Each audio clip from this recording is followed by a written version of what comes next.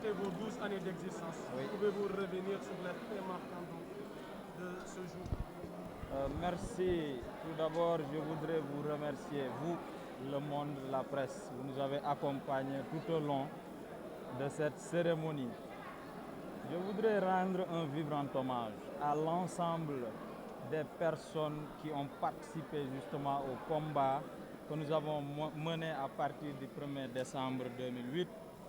jusqu'à un certain moment, ils ne sont plus parmi nous. Le président de la République nous a demandé de leur rendre un hommage mérité, un hommage appuyé, parce que quand même, ils le méritent. Aujourd'hui, ils ne sont plus parmi nous, mais nos pensées pieuses à ces djambars disparus sur le champ de bataille. Aujourd'hui, nous nous sommes réunis ici dans le siège de l'Alliance pour la République pour fêter notre 12 ans d'existence. C'était le 1er décembre 2008. Aujourd'hui, nous en sommes aujourd'hui le 1er décembre donc 2020. 12 ans d'existence d'un parti politique qui est composé de 3 ans, 38 mois seulement d'opposition et 8 bonnes années de l'exercice du pouvoir. Nous pouvons dire que le parti a été créé dans le refus total. Le parti a été créé dans la douleur. Aujourd'hui, nous sommes fiers justement de tous ces gens qui ont participé à ce combat de démocratie, à ce combat de vérité. Le président de la République, c'est quelqu'un à féliciter, mais à remercier. C'est un grand homme. Il a su prendre ses responsabilités en 2008 et en 38 mois seulement d'opposition,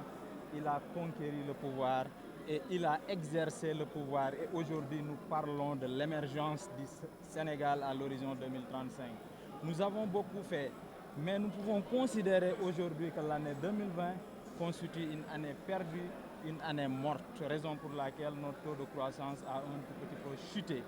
à l'échelle, à l'image du monde. Mais nous pouvons le rattraper d'ici très peu parce que les leviers économiques, justement, nous sont aujourd'hui au vert pour nous signaler aujourd'hui que notre économie peut rattraper ce qu'on a perdu à cause de la pandémie Covid-19.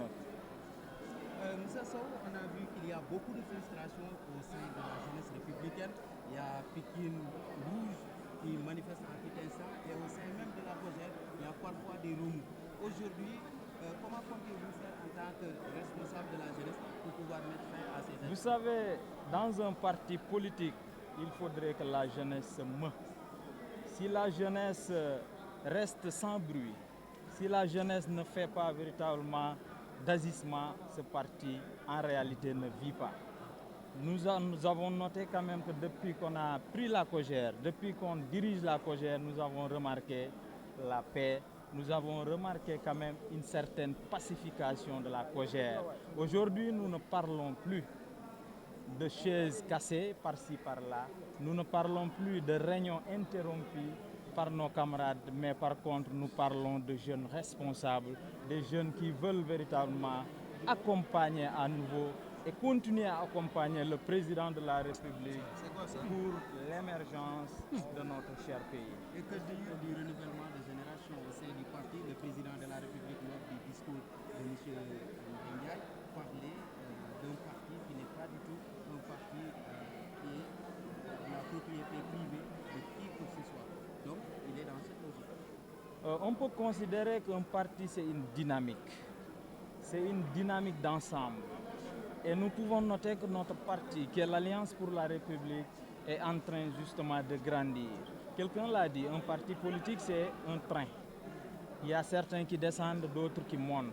À ce que je sache, c'est le président de la République qui détient aujourd'hui les décrets. C'est lui qui signe, c'est le peuple sénégalais qui lui a donné ce droit.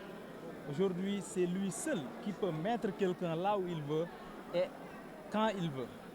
Donc donnons cette prérogative au président de la République et je pense que depuis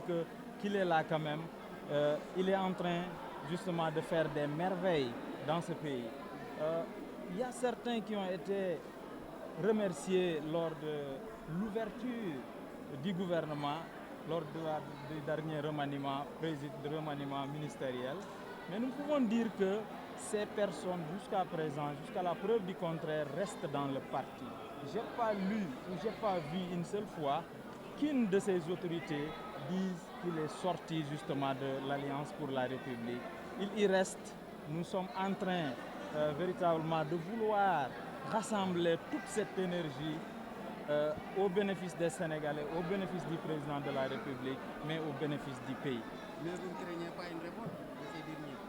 De toute façon, notre parti est très bien organisé. Nous n'avons pas peur de révolte. Mais ce dont nous voulons, ce dont nous souhaitons, c'est justement qu'il reste dans le parti pour accompagner encore le président de la République pour l'émergence du Sénégal. Question yu bëri na lool tey parti bi am ak ñaari at boo doon def bilan ci parcours parti bi 3 ans d'opposant et ensuite prendre le pouvoir avec 8 ans de jërëjëf tout d'abord dama leen di remercier di leen jaajëfal bu baax yéen ñi nga xamante ne yéen ay taskatu xibaar yi di remercier bu baax di féliciter le président de la République ci yoon bi nga xamante ne teg na ko suñu réew. di rendre un vibrant hommage di fàttaliku bu baax nit jàmbaar yi nga xamante ne bokkoon nañ ci combat bi le 1er décembre 2008 te tey fekku leen fi ñoo ngi leen di rendre un vibrant hommage te xam ne véritablement ñoo ngi continuer wëyal liggéey bi niñ ko bëggee woon parce que tey dafa nekk suñu anniversaire u parti mais un parti boo xamante ne biñ koy créer ci mbañ la juddoo mais également ci mettit la juddoo ñëpp xam nañ ko au Sénégal ñetti at wala fanweeri weer ak juróom ñett la ñu def ci opposition jël le pouvoir moo leen di won ne xarañu président de la République bi mu àndaloon bi mu àndal pour que véritablement mu mettre en place tous les organes et toutes les structures du parti et tous les leviers qui permettent à un homme d'être à la tête d'un pays ñoo ngi ko ci jaajëfal bu baax parce que 3 ans d'opposition c'est pas donné à n'importe qui mën ngeen a dox àdduna bi yëpp mais du ngeen gis quelqu'un boo xamante ne 38 mois seulement d'opposition la def jël réew mi te nag bi mu jëlee réew meeg léegi ay ngëneel kese lañ ci noté ay ngëneel kese lañ ci remarqué ñu def exercice pouvoir bi ñu jël ko en 8 ans boo xamante ne ñëpp mën nañ ñoo seedeel li président de la République def ci bopp réew mi boo jël plan comment dire sur tous les plans boo ci jël le président def na fa ay jéego yoo xamante ne c'est remarquable sur le plan social sur le plan infrastructurel mais sur tous les plans je vous dis le président de la République def na ci ay jéego yoo xamante ne doublé na wala triplé li mu fi fekkoon maintenant nag 2020 dafa am benn jàngoro wala benn virus wala benn feebar une pandémie boo xamante ne daf ñu gane si depuis le 2 mars 2020 booboog léegi tout le monde se cherche en réalité du rek Sénégal mais le monde yàlla def suñu taux de croissance wàcc économie yu bëri xaw cee na sax tey nag ñoo ngi reprendre li nga xamante ne ni mooy suñu économie ñun ñëpp li may ñaan kay mooy ñun ñëpp ñu laxasaayu ñun ñëpp ñu mobiliser wu autour de ce grand homme qui est le président de la République pour ñu delloo taux de croissance bi fi nga xamante ne yóbbu woon na ko en 2019 début 2020 looloo tax ma ne tey ñun ndaw ñi dañu kontaan dañu bég bu baax ci président de la République te amuñu gàcce aujourd'hui fêter notre 12 ans d'existence c'est un parti très fort qui a su s'imposer en un laps de temps comme le premier parti politique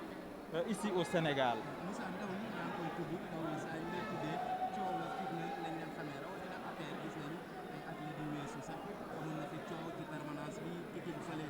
ndaw ñi am ay frustration est-ce que tey yow yaa ngi ci dynamique boobu. jërëjëf laaj bi am na solo bu baax mais mot ngeen ñu seede bi ñu jëlee Cogère beeg léegi mën nañu wax ne am na dal bu baax a baax mën ngeen ko remarquer yéen itam parce que liñ fi doon gis bu njëkk ba amaana nuruwul ak li ngeen di gis léegi ce sont des jeunes responsables ñoo xamante ne du ñu xeex seen biir du ñu tojante ay bopp chaise yi du naaw ñoo fi nekk xam li ñu war a def te di ko def aujourd'hui mën nañu wax ne la Cogère est très bien pacifiée le reste kay mooy ñu gën a suudewu gën a defaraat rang yi comme on dit rang yi jub pour que véritablement ñu gën a efficace ci li nga xamante ne mooy njàppale wu njiitu réew mi di président de la république. waaw am na solo parce que nag Sénégal ñun ñëpp ñoo ko bokk Sénégal benn parti moomu ko Sénégal benn coalition moomu ko booy diriger am réew diriger woo parti politique kese diriger woo coalition kese mais réewum lëmm ngay diriger réew nag lépp dafa nekk ci biir heure boo xalaatee ne kii nii mën na jëriñ réew mi boo ko tegee place X mën nga ko jëli teg ko foofu pour que mu doxal léegi nag président de la république ñëpp xam nañ ne ñun ñii ñoo jël suñu kàddu jox ko ne doxalal donc moo yor décret bi mooy fal mooy folli heure bu ko soob lay fal heure bu ko soob aussi lay folli loolu droit boobu ñun ñoo ko jox mënuñ joxe làmmiñ ba pare nag comme on dit joxe bopp rocci làmmiñ waruñu ko mën a def loolu tax ñoo ngi ciy félicité bu baax président de la république parce que tey dañu nekk ci àdduna boo xamante ne c'est un monde de crise boobu le Sénégal n'en est pas en reste Sénégal aujourd'hui dañu war a ñaan dal boo xamante ne ce sera une stabilité nationale d'abord avant que ñuy xool li nga xamante ne moo xew ci sous-région bi ba pare ñu doog a xool luy xew dans le monde mais nañu pacifier suñu Sénégal gi ba noppi pour que véritablement ñu mën a li nga xamante ne moom le président sumb muy l'émergence du Sénégal à l'horizon 2035 ñu mën ko am ci jàmm ak salaam. waaw bu ñu sañoon ñoo ñëpp duñu dem et à ce que je sache ba léegi dégguma ci kenn ci ñoom ne génn na parti bi déggaguma ko mais xam leen ne APR parti bu mag a mag la parti bu organisé wu la li ñuy ñaan mooy kenn ci ñoom bañ a dem ñu continuer accompagner président de la République parce que quand même ils ont commencé le travail ensemble te mën nañ ko àggalendoo au bénéfice de tous les Sénégalais.